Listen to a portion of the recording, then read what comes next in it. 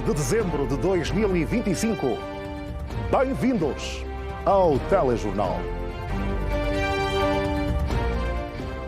Exéquias de Fernando da Piedade Dias dos Santos, cerimónia oficial, amanhã, no pavilhão protocolar da Presidência da República. Angola reforça cooperação económica em Washington, D.C. e capta mais investidores americanos. Operação Sentinela. Comandante-Geral da Polícia Nacional quer mais prontidão das forças da ordem na quadra festiva. CAN do Marrocos arranca amanhã. Angola prepara a estreia segunda-feira com a África do Sul. Mais uma vez, bem-vindos ao Telejornal.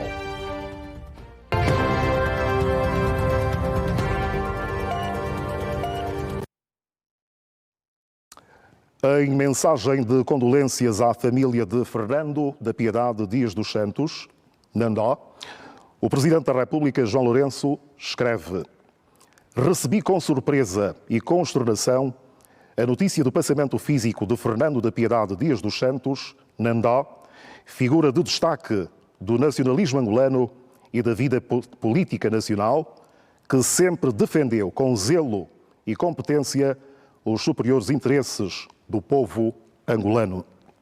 O malogrado exerceu importantes cargos ao serviço do Estado angolano, dentre os quais os de Ministro do Interior, Primeiro-Ministro, Vice-Presidente da República e Presidente da Assembleia Nacional. O seu carisma, sentido de justiça e bom trato mereceram a consideração tanto dos seus pares como dos seus adversários, com quem manteve sempre um convívio cordial e respeitador de pontos de vista diferentes. Por todas essas razões, a sua perda deixa um vazio na vida pública difícil de preencher. À sua família, subordinados e colegas, nas diferentes funções que desempenhou, aos seus numerosos amigos, expresso as minhas mais sentidas condolências, esperando que ultrapassem com coragem tão difícil momento. Assina João Manuel Gonçalves Lourenço, Presidente da República. E a Vice-Presidente da República diz que Fernando da Piedade Dias dos Santos, Nandó, era um homem de fortes convicções em prol do bem da nação. Esperança da Costa levou conforto à família do antigo Vice-Presidente da República. É com muita dor e consternação que recebemos essa notícia do passamento físico do camarada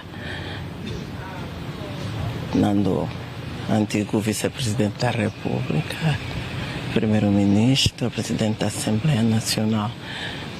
É, de facto, a perda de um filho da nação, dedicado, que assumiu sempre com compromisso, com responsabilidade, todas as tarefas que lhe foram acometidas pela pátria.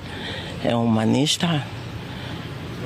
A pátria perde, sem dúvida, um filho dedicado, construtor da democracia, defensor da liberdade, construtor da estabilidade, da paz, homem de equilíbrios, de grandes feitos transcendentais a nível da nação, quer seja do domínio público, do político, do militar, enfim, deixa-nos um grande legado e todos nós, consumidos pela sua perda, havemos de encontrar naquilo que é a grande biblioteca que o camarada Nandó era, a biblioteca viva, muitas experiência, muito trabalho para podermos nós compreender, todo o percurso da nação angolana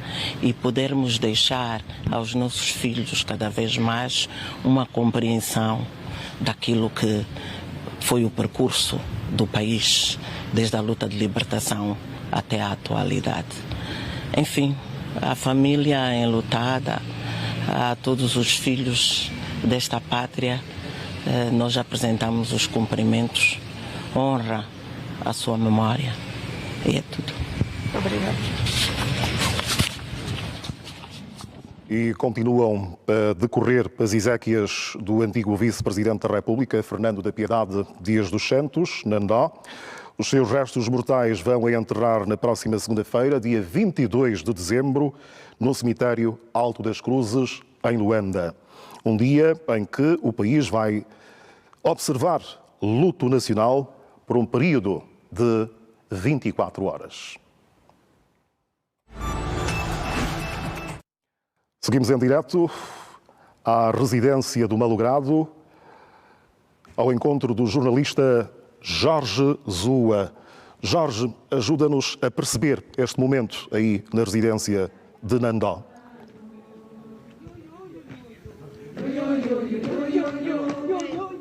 Boa noite, Mário Vaz. De facto, aqui o cenário é de tristeza, é de choro pela partida deste angolano que muito deu para a construção do que é hoje a República de Angola. Vemos aqui um grupo de membros da OMA que veio prestar solidariedade, que veio chorar com a família neste momento de tristeza.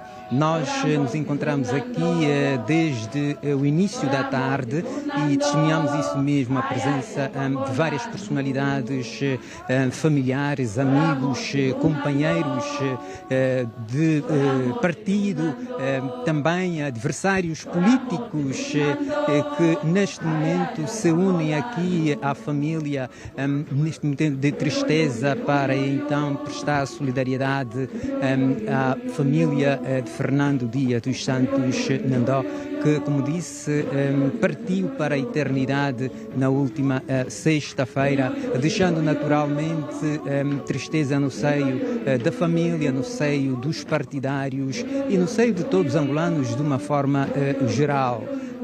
Os que aqui têm estado a aparecer são pessoas que, de alguma forma, ao longo destes dias, hoje vamos no terceiro dia, que já têm estado também aqui prestando solidariedade à família, chorando com os que choram. Nós temos connosco a secretária-geral da OMA, Joana Tomás, com quem vamos então à fala. Joana, muito boa noite. A OMA também a viver um momento de luto, de muita tristeza.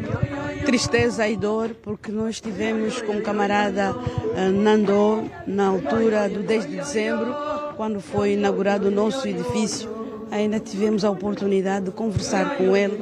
E como sempre, ele nos chama de jovens da nova geração política, e é um mais velho com quem nós conversávamos sobre a nossa vida política e também buscar um pouquinho, ouvir mais da experiência de vida dele, que é uma fonte de inspiração para qualquer político que está na alta política. É uma pessoa que gostava de partilhar aquilo que é a história da vida dele política e aconselhar. Foi uma notícia que nos pegou de surpresa, surpreendeu-nos a todos e chocou-nos também. Custou a acreditar, tivemos que esperar a informação oficial nos órgãos de comunicação social tradicional. Depois de confirmada a morte, a passagem física do nosso camarada, é assim que nós gostaríamos de dizer, passagem física, porque ele vai permanecer entre nós em pensamento e também com aquele que é o seu legado. Nós, a Organização da Mulher Angolana, elaborou um programa para estar aqui presente todo dia, todos os dias, para consolar a família. É assim que já passaram por aqui hoje vários grupos de vários municípios. Neste momento estamos com o município da Maianga e também da Ingombotas para consolar e confortar a família. Temos um programa estabelecido onde estaremos presentes amanhã, estaremos no local onde estará o seu velório e vamos pernoitar aí como verdadeiras mães a chorar o seu filho. Estaremos aí. O que é que ele deixa para nós? Um legado muito importante. É uma fonte de inspiração. É um homem que construiu pontes, que deixou lições importantes, principalmente de que Angola é uma só e nós devemos estar unidos, independentemente das nossas ideologias. As mamães estão a chorar conforme vem. Já temos uma canção especialmente feita para podermos chorar o nosso filho. Nós, os jovens, teremos nele aquilo que é inspiração. Muito obrigado. Foram palavras então da secretária-geral da ALMA, que está aqui também a acompanhar este momento com outros membros dessa organização feminina do MPLA, que estão, como disse, a prestar a solidariedade à família, aos amigos e a todos aqueles que ao longo da vida partilharam momentos bons e momentos maus também com Fernando da Piedade Dia dos Santos Nandó, que então na última sexta-feira partiu para a eternidade. Como disse, ao longo do dia hoje, várias personalidades estiveram aqui a prestar essa mesma solidariedade à família. Amanhã será o dia de velório, mas antes, entretanto, no período da manhã está prevista uma homenagem, uma sessão extraordinária no Parlamento angolano, onde nos últimos anos prestou parte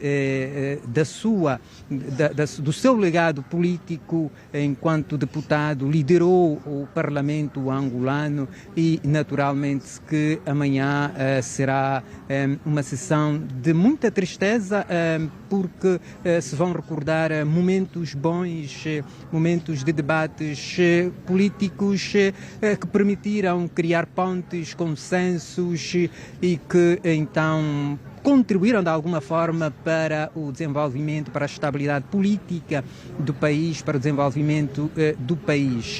Nós vamos continuar a seguir estes momentos, juntamos-nos também àqueles que choram, como diz a Bíblia, devemos nos juntar, chorar com os que choram.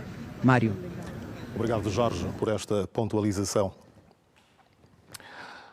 Momentos de proximidade, simplicidade e humanismo marcam o testemunho de um ex-assistente técnico de gabinete que recorda episódios vividos ao lado de Fernando da Piedade Dias dos Santos. O que é que eu aprendi com o primeiro-ministro Fernando da Piedade Dias dos Santos? É espírito de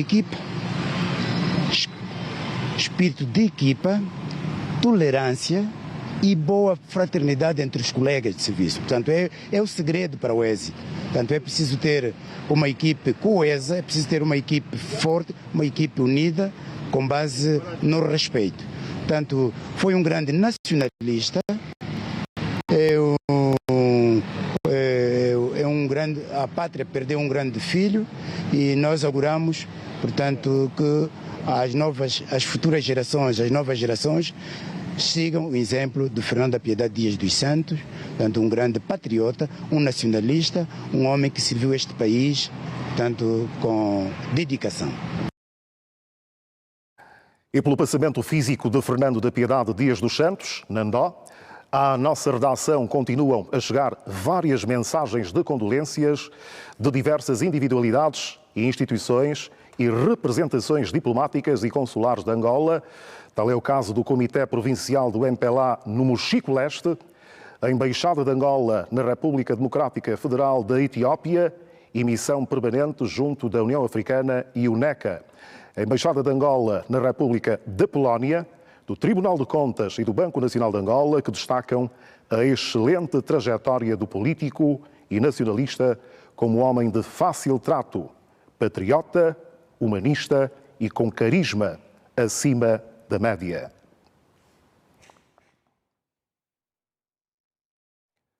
E os moradores da Vila Nandó, em Luanda, reconhecem o papel de Fernando da Piedade Dias dos Santos na criação do projeto habitacional que deu vida à comunidade, À TPA, os moradores afirmaram que o nacionalista e antigo dirigente do país deixa um legado de humanismo, proximidade às populações e dignidade social. Todas as manhãs, a Vila Nandó acorda como qualquer outra comunidade de Luanda. Mas hoje o silêncio carrega um significado diferente. O projeto perdeu o homem cujo nome está gravado na sua identidade. Fernando da Piedade Dias dos Santos, o nacionalista angolano que ocupou alguns dos mais altos cargos de Estado, vice-presidente da República, primeiro-ministro e presidente da Assembleia Nacional, só para citar, morreu na última quinta-feira, mas aqui o que se recorda vai muito além dos cargos. Como se fosse um membro da minha família que tenha morrido, porque desde que eu me conheço pessoa, eu ouvi o nome do Nandó, não é? Sempre Nandó, Nandó, Nandó. Graças a ele, porque muitos que estavam numa área precária, há outras no sítio da chuva, quando a chuva vem, leva muitas casas. E quando estamos aqui, não há chuva, não há águas que nos leva às casas, estamos tudo tranquilo.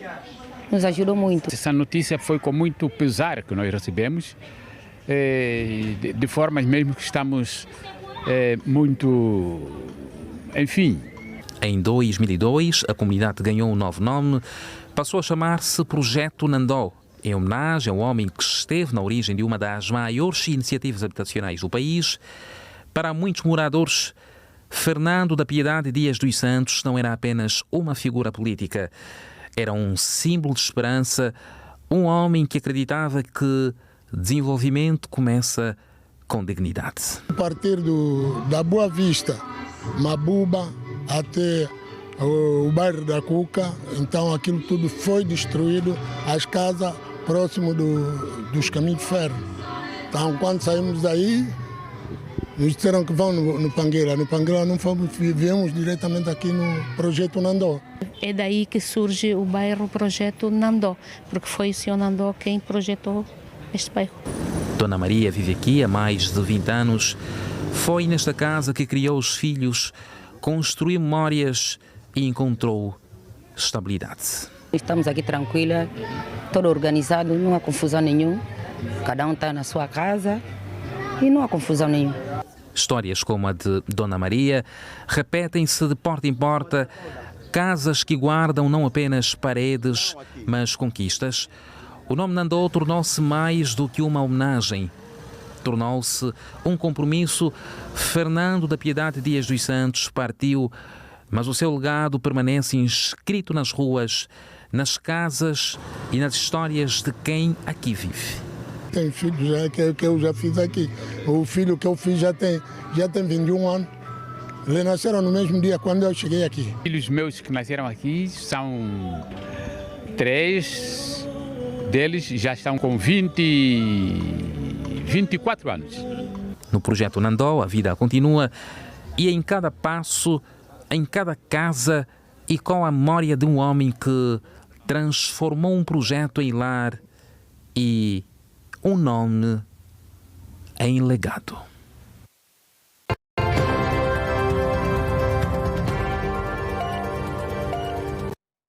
O Ministro de Estado para a Coordenação Económica, José de Lima Massano, concluiu a sua visita de 5 dias aos Estados Unidos da América, que posicionou Angola no centro das atenções de importantes grupos empresariais e instituições financeiras norte-americanas.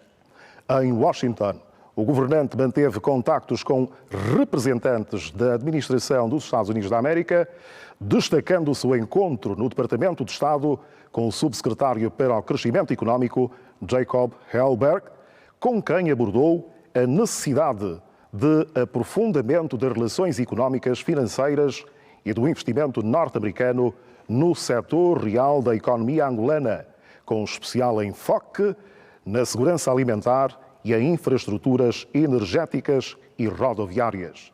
O encontro permitiu estabelecer abertura direta com a administração Trump no domínio económico. A agenda do Ministro de Estado incluiu uma reunião na Câmara de Comércio Internacional dos Estados Unidos da América, com mais de 20 empresas privadas com interesse em investir em Angola, José de Lima Massano presidiu também a mesa redonda no Atlantic Council sobre o Corredor do Lobito, evento que reuniu mais de 100 entidades norte-americanas, entre homens de negócios do setor real da economia e responsáveis de bancos privados americanos com forte interesse a investir em Angola. No evento, o Ministro de Estado falou da importância económica de Angola e do seu potencial, da necessidade de investimento em infraestruturas energéticas e rodoviárias e do imenso universo de oportunidades ao longo do corredor do Lobito, a requerer forte investimento privado.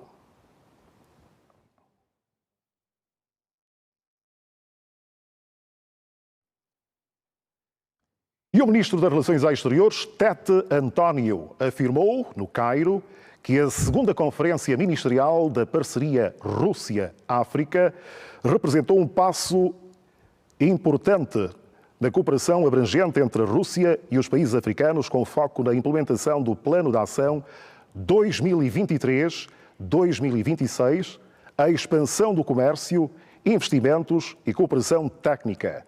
Para o chefe da diplomacia angolana, que falava durante a inauguração oficial do evento, com a parceria Rússia-África, abre-se uma nova perspectiva de maior integração económica e oportunidades de desenvolvimento multidimensional. Para Angola, disse o ministro Tete António, a participação no evento confirma o interesse em fortalecer as relações bilaterais e regionais, abrindo portas a novos investimentos e projetos económicos. Para já, a segunda Conferência Ministerial da Parceria Rússia-África foi um encontro de alto nível entre os ministros dos Negócios Estrangeiros e das Relações Exteriores e outros altos representantes africanos e da Rússia. É hora da prova dos 9.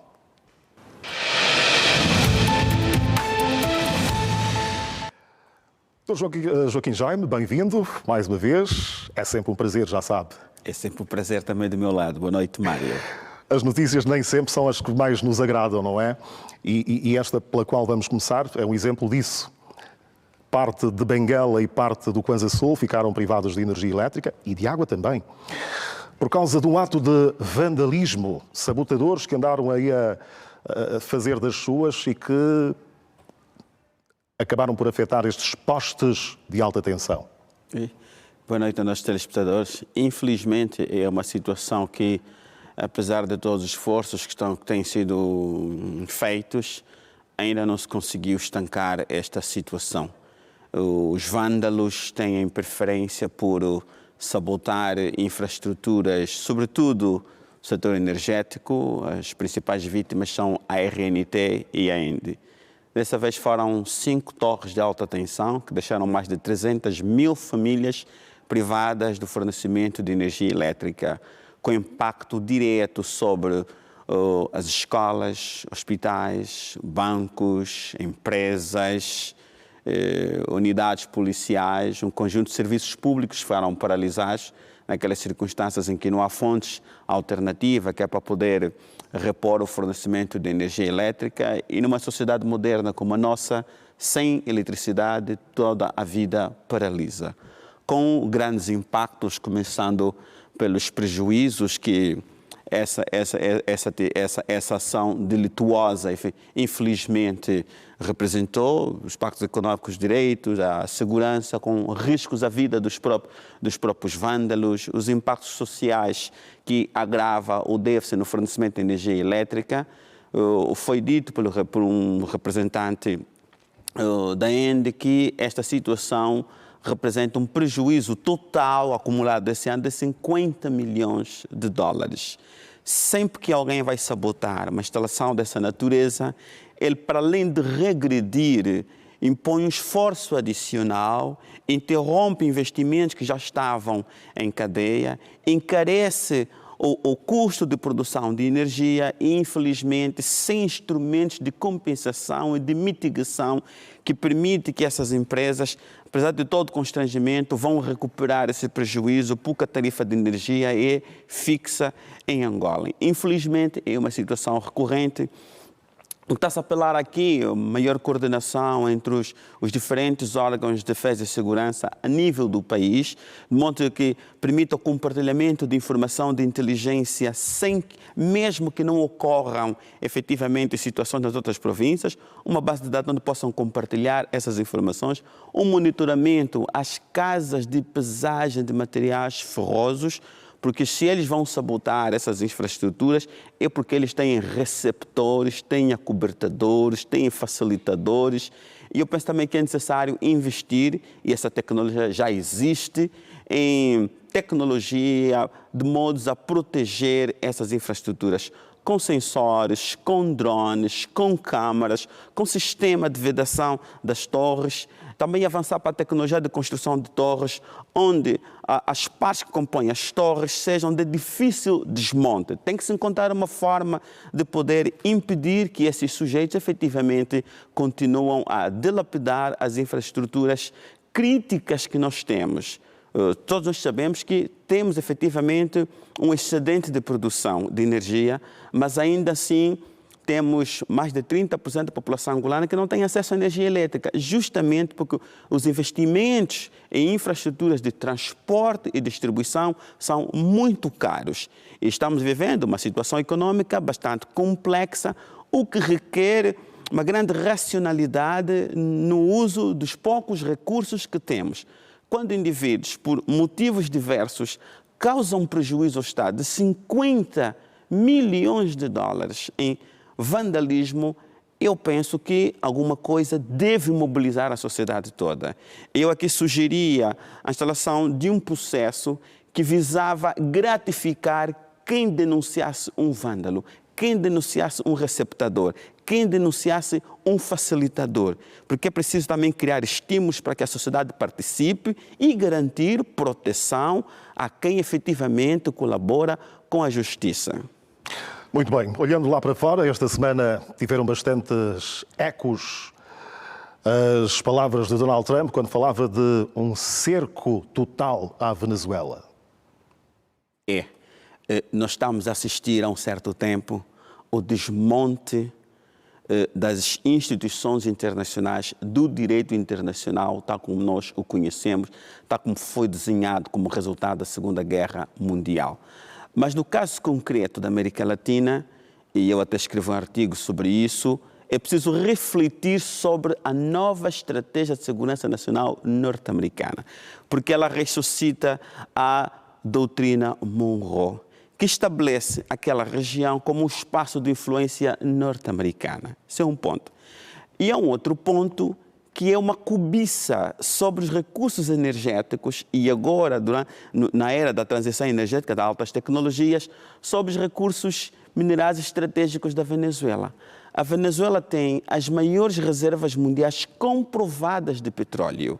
E Trump, em 2023, já dizia que se tivesse sido eleito em 2022, já teria capturado a Venezuela e teria todo aquele petróleo para os Estados Unidos da América. Repara, logo a seguir a Segunda Guerra Mundial, o governo norte-americano estabeleceu um pacto com 3 partidos venezuelanos que iam se revezando no poder na Venezuela com proteção norte-americana e, como contrapartida, eles venderiam petróleo às refinarias norte-americanas a preços especiais. Isto acabou com a revolução de Hugo Chávez.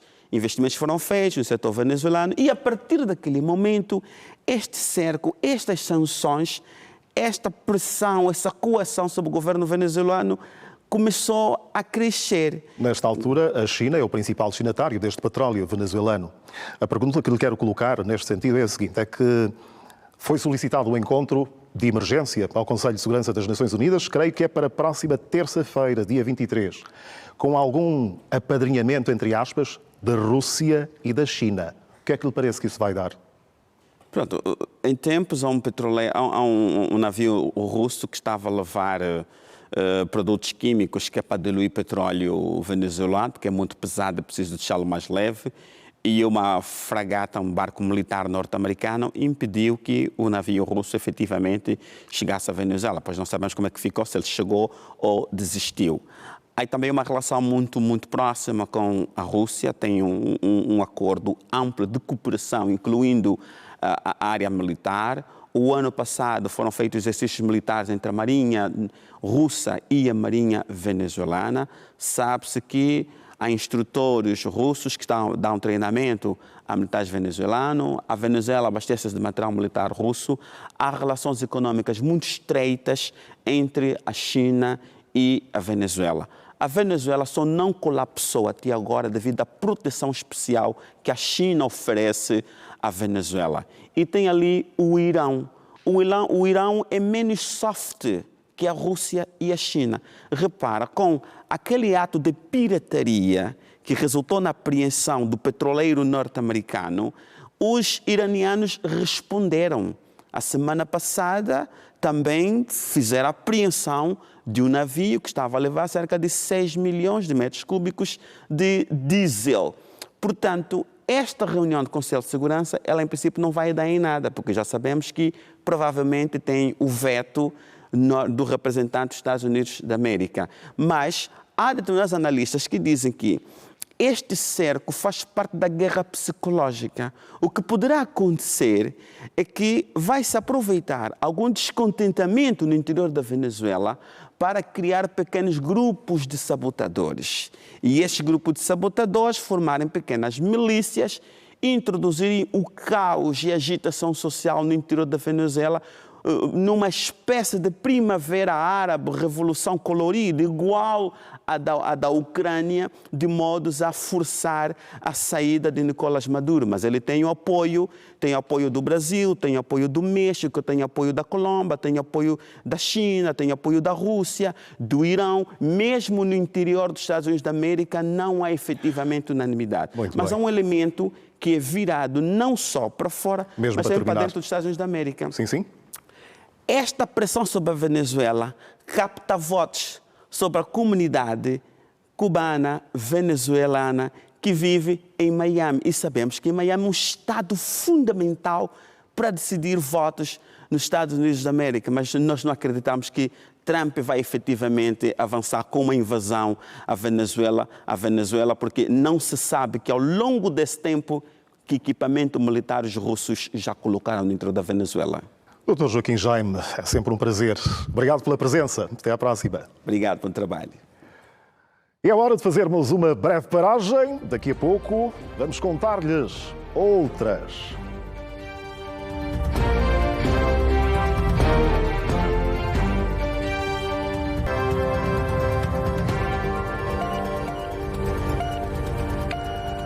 Como de hábito ao sábado, no telejornal há sempre um espaço à entrevista.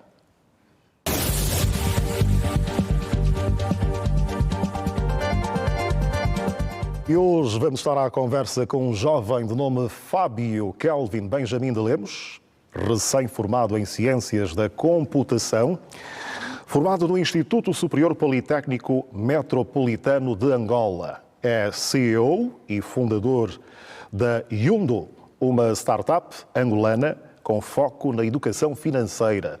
Ele lidera um grupo com mais de 10 elementos. Fábio, bem-vindo, boa noite. Boa noite, muito obrigado desde já pela linda apresentação e por estar neste espaço. Sim, como disse muito bem, sou sim o CEO e fundador da startup Yundo. A Yundo traz uma solução para abranger a educação financeira cada vez mais próxima da sociedade.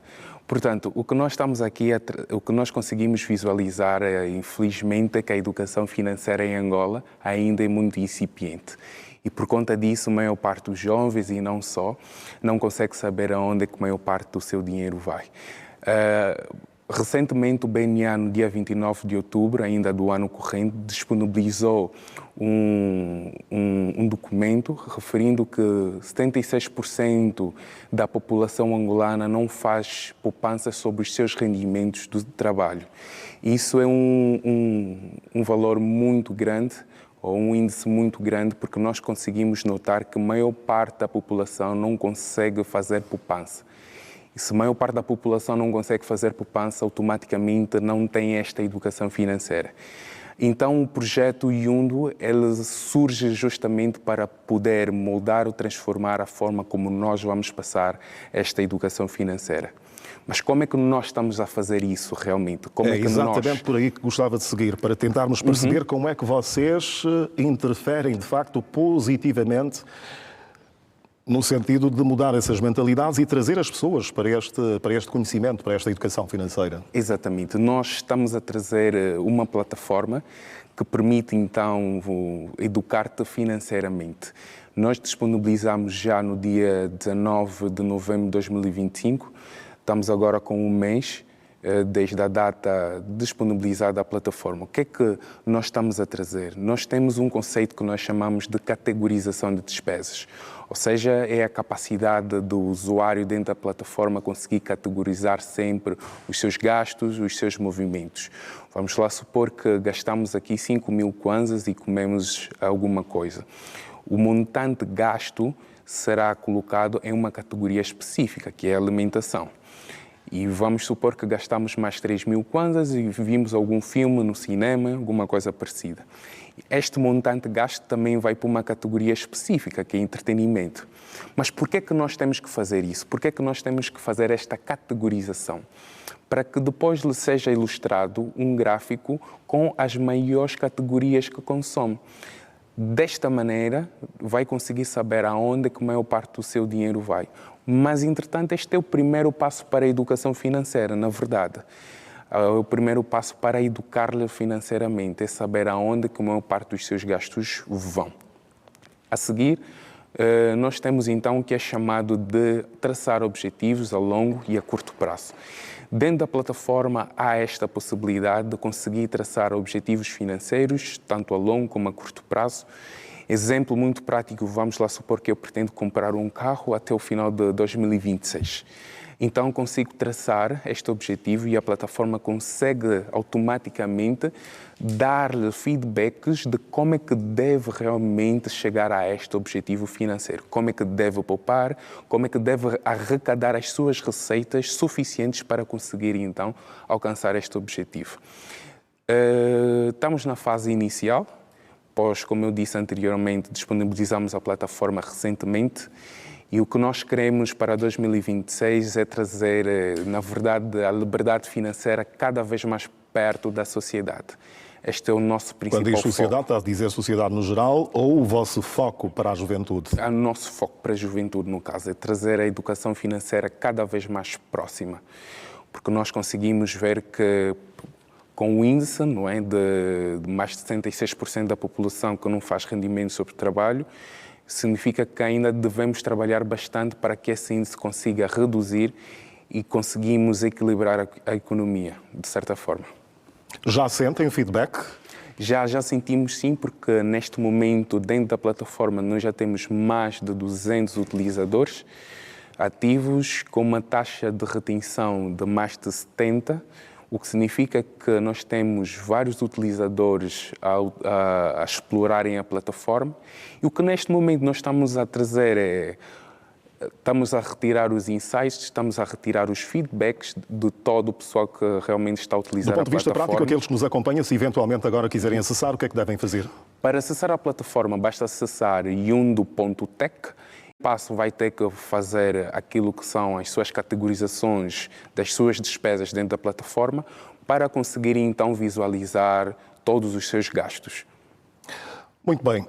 Que aconselhamento é que podemos deixar, de uma maneira geral, à sociedade, mas particularmente para a juventude, para a qual falou aqui há pouco, no sentido de este vosso foco, de facto, deixar de ser um problema, esta questão da educação financeira? Conselhos é que deixa para a grande juventude que nos acompanha?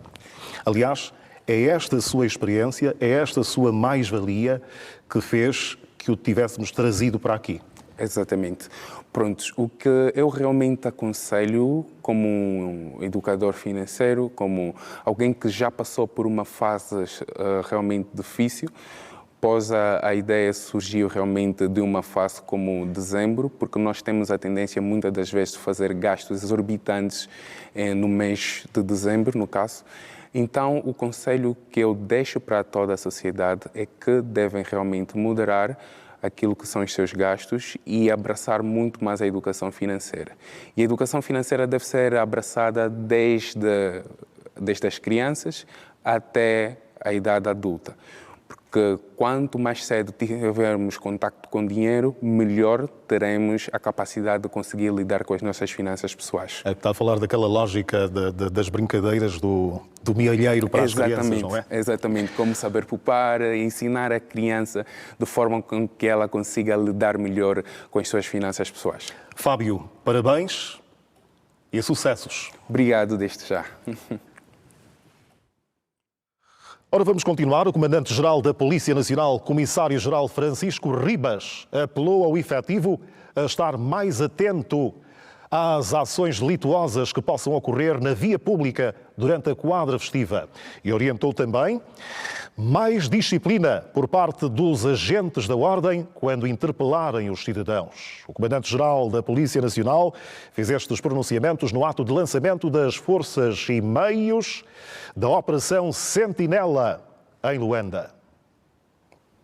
Vigilância e disciplina, duas palavras ouvidas no ato do lançamento das forças e meios da Operação Sentinela, que está a ser realizada pela Polícia Nacional em todo o país. Se não tivermos disciplina para o cumprimento da missão, todo esforço que iremos fazer será anulado. Devemos estar vigilantes, poder informar ao superior hierárquico aquele que cometer indisciplina. Em caso de emergência, os cidadãos têm ao seu dispor o terminal telefônico 110. Liguem e que há uma equipa preparada e que irá trabalhar para sempre 24 sobre 24 horas com meios para se deslocar e poder intervir e anular a má prática e responsabilizar este efetivo. Esta mensagem também vai para todos os cidadãos no geral. Fez referência ao uso das redes sociais. Cuidado com filmagens internas, filmagem das nossas unidades, filmagem dos nossos colegas e espalharem nas redes sociais. Existem canais onde os senhores podem comunicar e denunciar todas as más práticas que constatarem.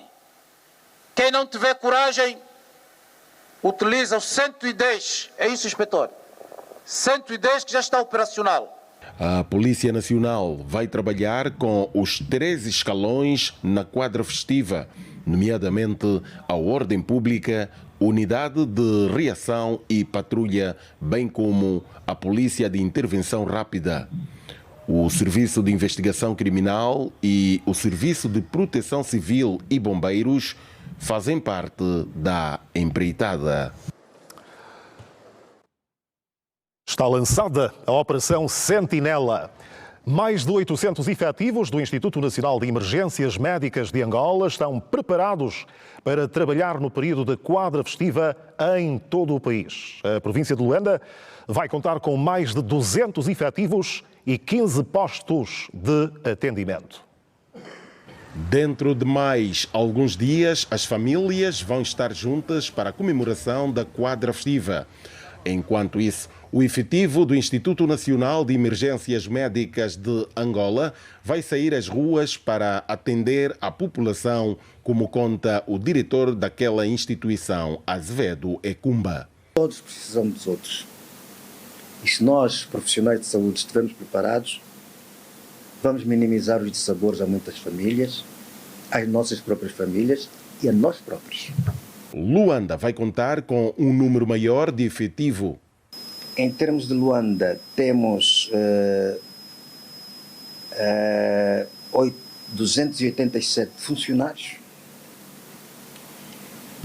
que vão estar também apoiados por meios rolantes, nomeadamente ambulâncias, de vários tipos. Sabem que nós temos vários tipos de ambulância, mas tipicamente temos dois, que é o suporte básico de vida e suporte avançado de vida. E temos também duas VIRs, ou seja, duas viaturas de intervenção rápida. Todas as condições estão criadas, desde veículos a postos fixos em diversas artérias da cidade. 2 veículos de 2 rodas, portanto 2 motorizadas, e 3 veículos de apoio. Veículos de apoio, o que é que fazem? Levar os mantimentos, às vezes para a população, para os funcionários, porque teremos 15 postos, repito, 15 postos de atendimento espalhados pela cidade de Luanda. Estamos todos envolvidos para a mesma causa, que é o asseguramento e garantir assim uma passagem das festas com maior tranquilidade às nossas populações. O INEMA tem como missão fundamental assegurar o socorro e transporte de pacientes em situação de emergência médica, como acidentes, doenças súbitas e outras. O INEMA está em prontidão. Vamos fazer o último intervalo deste telejornal. Até já.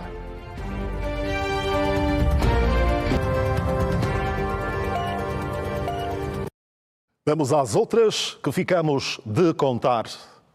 O CAN arranca amanhã e os Palancas Negras já estão no Marrocos e preparados para a competição. Angola deve defrontar a África do Sul na primeira jornada do grupo B, na segunda-feira. Os jogos do CAN serão transmitidos pela TPA, com destaque para as competições da nossa seleção nacional. O CAN 2025 já começou a ser jogado na televisão pública de Angola. O seu canal de especialidade já tem mobilizado os homens e meios para garantir o êxito de mais uma desafiadora missão internacional. Para além da transmissão dos jogos da Seleção Nacional, a partir de segunda-feira serão produzidos 3 programas diários com a missão de fornecer o maior número de informações possíveis sobre a competição, com comentários, curiosidades e o retrato fiel dos bastidores da prova que começa a ser disputada este domingo, 21 de dezembro, no Reino de Marrocos. Será assim durante toda a prova. O primeiro diário do CAN vai ao ar na segunda-feira, das 9 às 10 horas. A segunda presença será das 11 às 13.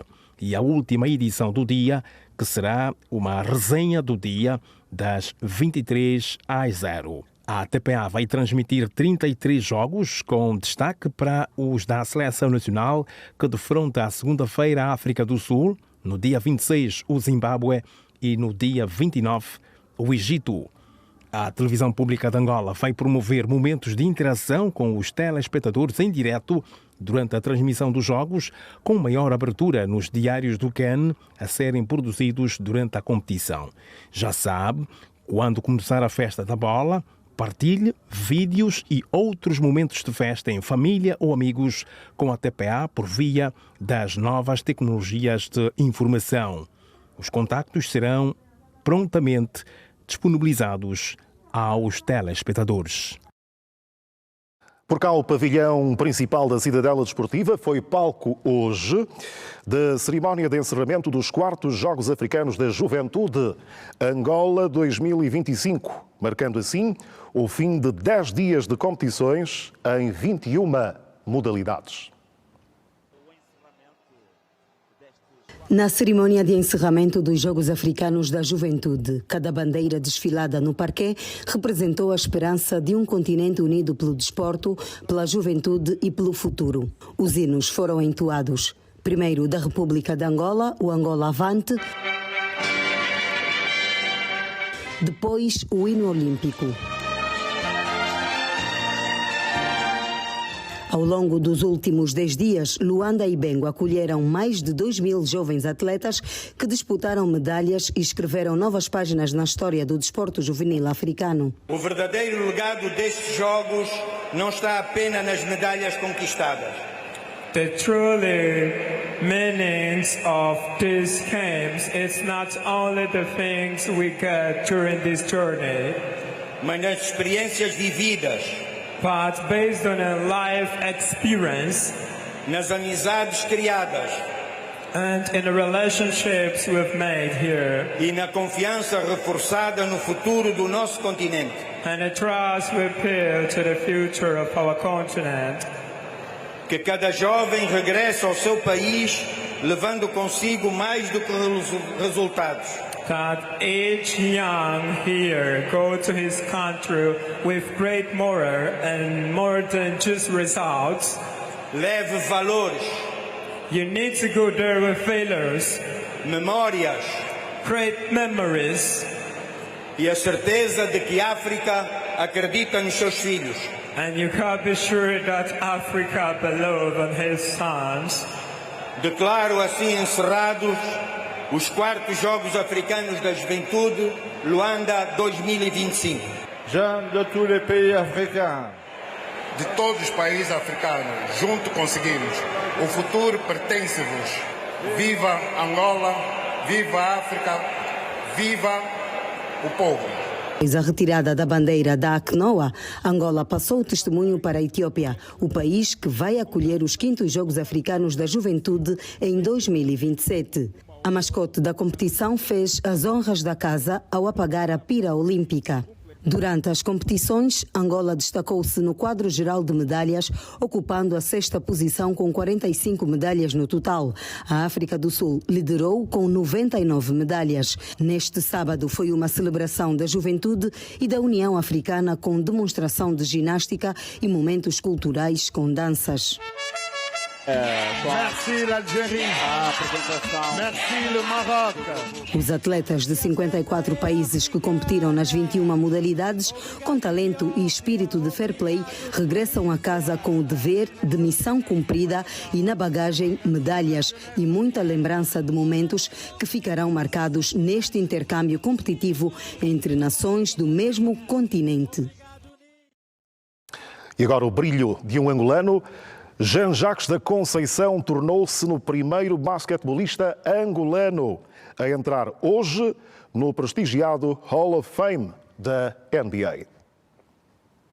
Jean-Jacques da Conceição é sem dúvida um dos maiores ícones do basquetebol angolano e africano.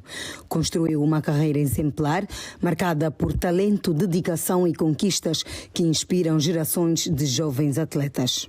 O basquetebol africano celebra mais um marco histórico com a nomeação de Jean-Jacques para o Hall of Fame da NBA na categoria de jogadores internacionais. Esta distinção coloca o antigo astro do basquetebol nacional entre as personalidades mais prestigiadas da modalidade a nível mundial, ao lado de grandes nomes como Marc Gasol, David Blaine e Jorge Garbajosa.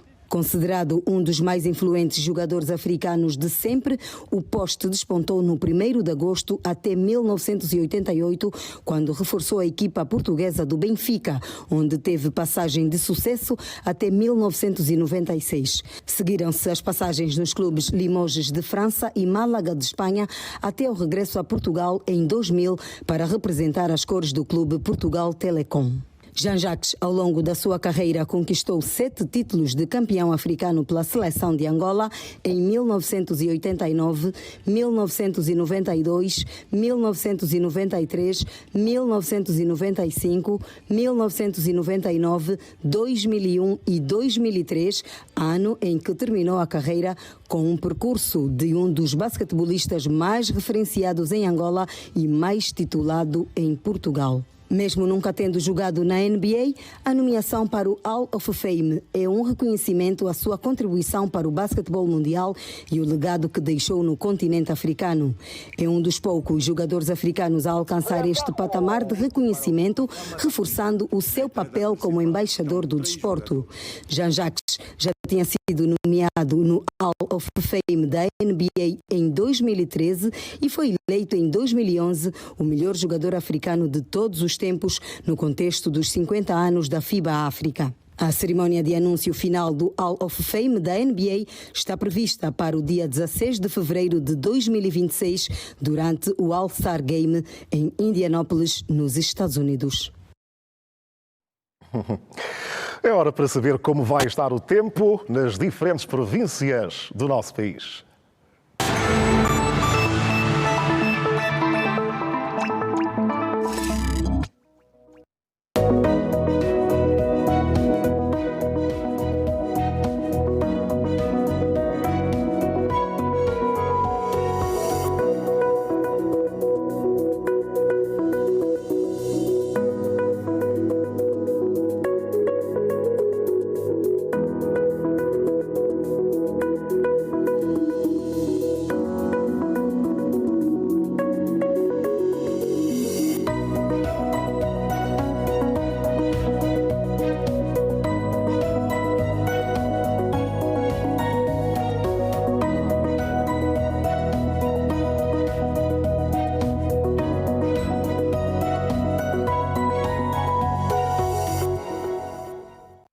É com o tempo nas nossas diferentes cidades que terminamos este telejornal. Já sabe, quanto a nós, aqui da estrada de Camama, estamos conversados.